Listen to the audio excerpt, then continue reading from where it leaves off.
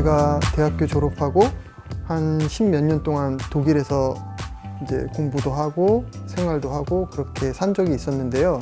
그때 처음에 독일에 갔을 때 저에게 굉장히 인상적이었던 것이 식료품점이나 슈퍼마켓을 가면 그 독일 사람들이 먹는 음식들이나 이런 것들이 우리가 먹는 거랑 완전히 다른 것들을 먹는 것을 알게 됐어요. 우리가 보통 당신은 당신이 먹은 것으로 이루어져 있다 이런 말도 하는데, 그때 든 생각이 그러면 이 사람들은 우리랑은 다른 것으로 이루어져 있나? 뭐 이런 상상도 하게 되면서 음식물, 식료품 같은 것들을 이용해서 작업을 많이 하게 됐어요.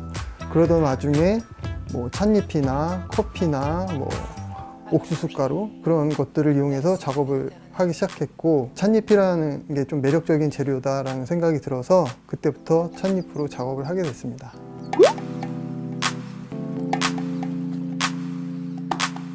찻잎을 이용해서 예를 들어 설치 작품 같은 걸 할 경우에는 이것을 접착을 하는 게 아니라 뿌려서 설치를 하기 때문에요, 바람에 날리거나 하는 그런 어려움이 있고요. 지하철이 지나가는 플랫폼 옆에 그 쇼 윈도우가 있었는데 거기에 이런 작품을 설치한 적이 있었어요. 지하철이 계속 몇 분에 한 번씩 지나갈 때마다 바람이 세게 불어서 그 찻잎 가루가 날리는 경우가 있었거든요. 그래서 그런 주변의 바람이라던가 이런 상황을 염두에 두면서 조심조심 설치해야 하는 어려움이 있습니다. 또 하나는 제가 이 찻잎을 이용해서 뿌려서 설치 작품을 했을 때 바닥에 떨어진 찻잎까지 제가 작품의 하나로 그냥 전시장에 두었어요. 근데 그것을 그 전시장 청소하시는 분께서 작품인 줄 모르고 바닥에 있는 찻잎까지 쓸어서 버리셨거든요. 찻잎을 뿌리고 그분은 또 치우고 이걸 계속 반복한 경험이 있어요. 몇 차례 지나니까 이분께서 이것도 작품의 일부구나 라고 생각을 하셔서 그 다음부터는 그게 없어지지 않았습니다.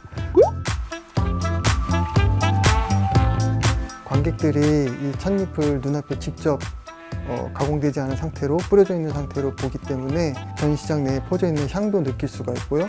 바로 눈앞에 쌓여 있는 찻잎을 직접 본다는 그런 느낌도 좋게 느끼시는 것 같고, 그 다음에 또 하나는 단점이기도 한데 이것이 접착되어 있지 않기 때문에 후 불기만 하면 날아갈 것 같은 아슬아슬한 그런 느낌이 주는 그런 긴장감, 그것도 또 하나의 매력이라고 생각을 하고요. 세 번째로는 우리가 찻잎이라든지 커피가루라든지에 대해서 각자가 가지고 있는 느낌이나 추억이라든지 아니면 그것에 대한 지식, 이런 것들이 다 각기 다르다고 생각을 해요.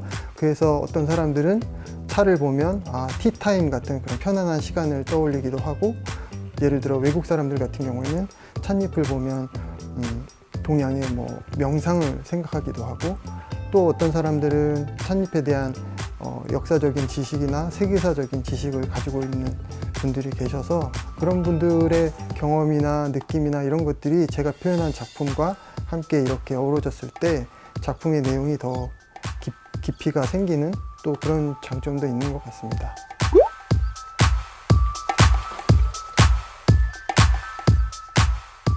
찻잎이나 이런 가루들을 뿌릴 때 그것이 관객들의 눈에 직접 보이는 거기 때문에 그 굵기라든지 뭐 그런 느낌의 차이들이 있어요. 그 느낌의 차이를 위해서 제가 찻잎은 어느 정도 굵게 해야 될지 가늘게 해야 될지, 그리고 또 작품의 그 정밀도에 따라서 제가 이걸 아주 가늘게 부셔야 될 때도 있고 굵은 찻잎 그대로를 써야 될 때도 있고, 뭐 그런 것들을 작업실에서 좀 연구를 하는 편이고요. 이 찻잎을 접착을 해야 될 경우에는 어떤 물질을 섞고 또 어떤 바탕 위에 얼마큼의 시간을 기다려야 되는지, 또 밑에 칠은 어떤 칠을 해야 되는지, 뭐 여러 가지 그런 농도라든지 그런 점들을 수시로 연구하면서 지금 보시는 것처럼 이렇게 테스트 하듯이 제가 어떤 바탕 위에 뭘 얼마큼 섞었고 뭐 데이터를 적어가면서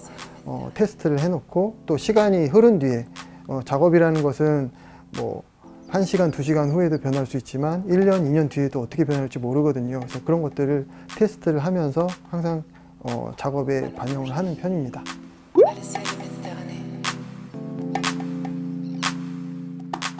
저는 아무래도 뭐 일반적인 물감이나 이런 것보다도 찻잎을 물감처럼 사용하고 하기 때문에 그 찻잎을 물감처럼 만들기 위해서는 거기에 바인더라든지 이런 물질을 섞어서 사용을 해요. 그러다 보면 이제 그런 용기가 필요한데, 그런 용기를 대용하기 위해서 이런 우리가 일상적으로 사용하는 종이컵을 이용한다든지, 그리고 또 그 섞어놓은 찻잎 그 물질이 쉽게 말라버리지 않도록 하기 위해서 이런 일반적인 그 은박지를 잘라서 이용하기도 하고요.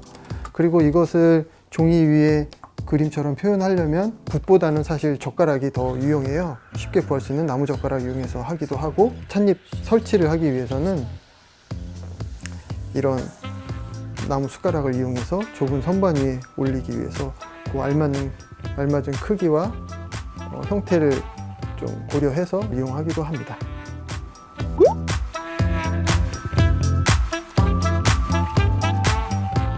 저는 지금 우리가 살고 있는 이 시대를 반영했으면 하는 생각을 가지고 있는 작가이기도 한데요. 그러다 보니까 지금 우리 주변에 우리 이 세상에 어떤 일들이 일어나야 되는지를 잘 알고 있어야 되잖아요.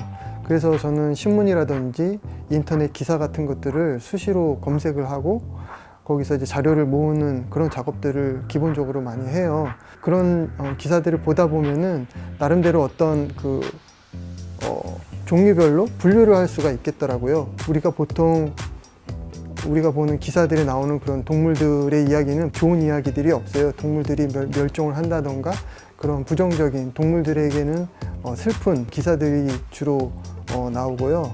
그리고 또 우리가 선사시대의 동굴 벽화를 보면 선사인들이 그 동굴벽에 손바닥 프린팅을 한 그런 벽화가 있어요.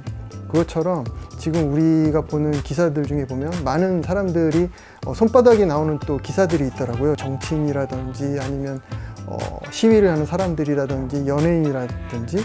그래서 저는 우리 이 시대를 살아가는 사람들의 손바닥을 모은다는 생각으로 기사들을 모으기도 하고, 분류하면서 자료를 모으다 보면 제가 필요한 테마에 전시를 할 때 그런 기사들이 사용되기도 합니다. 중간중간에 머릿속에 떠오르는 아이디어들이 있으면 드로잉을 해놓던가 스케치를 해놔서 또 나중에 사용하기도 하고, 또 다른 아이디어의 또 기본이 되고 그러는 것 같습니다.